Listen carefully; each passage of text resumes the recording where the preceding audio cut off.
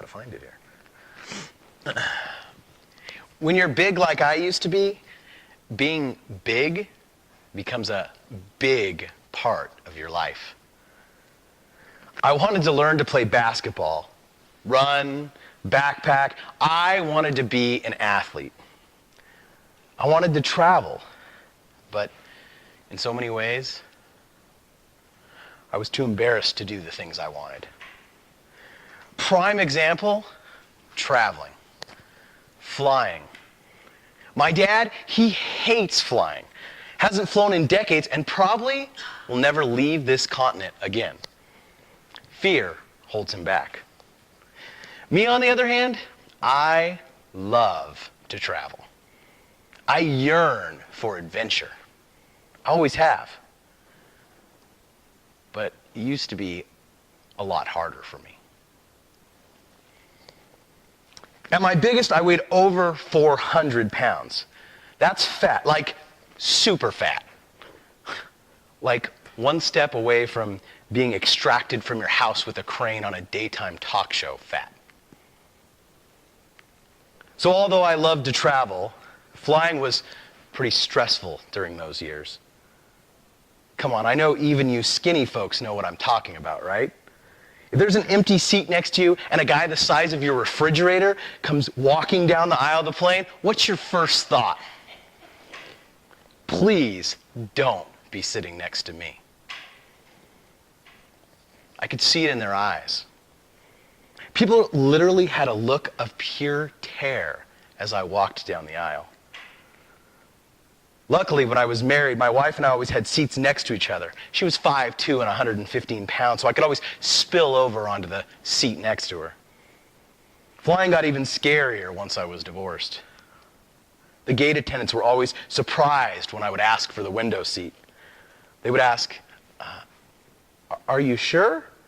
Guys of your stature typically like the aisle seat. Nope, I'll take the window, please. I hated the aisle. When you're a big guy, you spill over into the aisle, and every person and cart that comes by jams into you as you go by. It fucking sucks.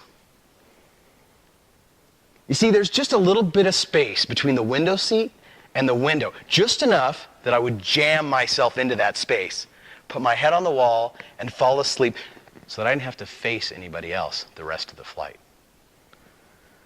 Well, almost.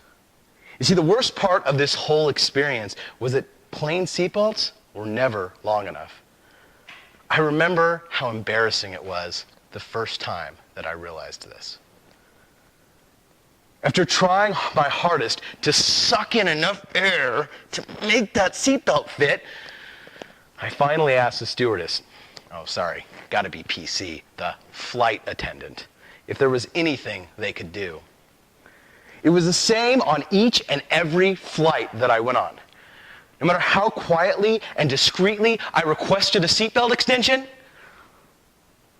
Miss, may I have a seatbelt extension? The flight attendant would always come down the aisle hollering, "Who needed the seatbelt extension again? Who's the giant ogre who can't fit in his seat? Please raise your hand so all of us can see." It was the worst. Once I survived that, I just did my best to sleep. No matter how long the flight, I would do everything in my power to avoid getting out of my seat or making eye contact with a single soul during the flight. For years, I used experiences like this as the excuse to put my life on hold and wait. One day, when I'm skinny, I used to think. I loved to travel, but I cared so much about the opinions of others that it almost kept me from ever leaving my house. How would I ever get to see the pyramids, hike the Kalalau Trail, run a marathon, become an athlete, if I kept worrying about the opinions of others, if I kept waiting to live?